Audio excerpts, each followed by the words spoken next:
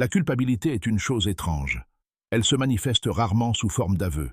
Le plus souvent, elle se manifeste par des actions qui semblent déplacées.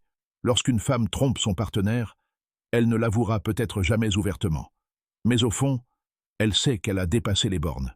Cette culpabilité, qu'elle le veuille ou non, modifie sa façon de vous parler, de vous traiter, et même son regard.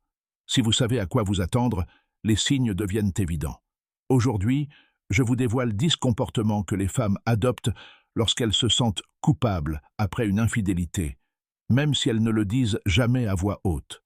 Ne manquez pas le numéro 7, car c'est le plus facile à repérer, et presque toutes les femmes infidèles le font. Avant d'aller plus loin, saviez-vous que seul un faible pourcentage des personnes qui regardent sont réellement abonnées? Si vous aimez ce genre de contenu et souhaitez en savoir plus sur les relations amoureuses, pensez à vous abonner. Cela nous permet de continuer à créer des vidéos comme celle-ci pour vous. Commençons. Premièrement, elle devient soudainement trop affectueuse. Au début, on pourrait croire qu'elle est juste gentille. Plus de câlins, plus de baisers, plus de « je t'aime » par SMS. Mais la vérité est que lorsque la culpabilité s'installe, on essaye de rééquilibrer la balance.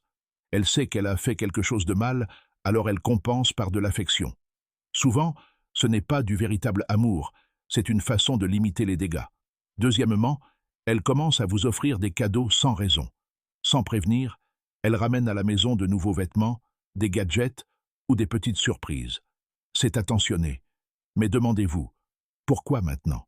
Tromper quelqu'un peut déclencher ce qu'on appelle des dépenses de culpabilité. C'est sa façon de se donner bonne conscience en vous faisant plaisir. Il s'agit moins de générosité que de sa façon de dire silencieusement « Je te dois bien ça ». Troisièmement, elle se montre inhabituellement intéressée par votre journée. Soudain, elle veut tout savoir. Comment s'est passé le travail? Ce que vous avez mangé? À quelle heure vous êtes rentré? Cela peut sembler agréable au début, mais souvent, ce n'est pas de la curiosité sincère. C'est une tactique pour paraître plus proche de vous et vous inciter à vous concentrer sur vous-même au lieu de vous demander où elle était. Numéro 4. Elle se met sur la défensive face à des questions anodines. La culpabilité rend les gens paranoïaques. Alors, quand vous lui demandez négligemment « Où étais-tu » ou « Avec qui étais-tu » elle réagit comme si vous l'accusiez de quelque chose de grave. Cette attitude défensive ne concerne pas votre question, mais la réponse qu'elle essaie de cacher. Numéro 5. Elle change soudainement ses habitudes. Elle se met peut-être à cuisiner plus souvent ou à regarder vos séries préférées, alors qu'elle ne l'intéressait pas auparavant. Ces changements soudains ne sont pas aléatoires. Ils visent à vous rassurer et à vous distraire de ce qui s'est réellement passé. Numéro 6. Elle vous laisse plus de liberté que jamais. Ceci surprend la plupart des hommes. Si elle était autrefois possessive, jalouse, ou voulait constamment savoir où vous étiez, et qu'elle vous dit soudain « Va voir tes amis, j'ai confiance en toi », ce n'est pas toujours de la gentillesse. C'est sa façon d'apaiser sa culpabilité. Si elle peut tromper, peut-être devriez-vous être libre de faire de même. Du moins, dans son esprit, ça équilibre les choses. Numéro 7. Elle devient très protectrice envers son téléphone, puis arrête. Juste après avoir trompé, elle peut protéger son téléphone comme s'il s'agissait d'un coffre-fort. Mais, à mesure que la culpabilité s'installe, elle peut faire l'inverse. Le laisser ouvert, déverrouillé, faire comme si elle n'avait rien à cacher. C'est une tentative de regagner votre confiance tout en priant secrètement de ne jamais retrouver ce qui a déjà été supprimé. Numéro 8. Elle commence à vous féliciter plus que d'habitude. Soudain, vous êtes le meilleur homme qu'elle ait jamais rencontré, le seul qui la comprenne vraiment. Ce n'est pas un hasard. C'est la culpabilité qui parle.